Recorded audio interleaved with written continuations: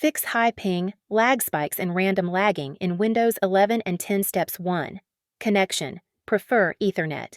On Wi-Fi, use 5 GHz/6 GHz line of sight. 2. Router reset, QoS, reboot, enable. QoS, give your PC highest priority.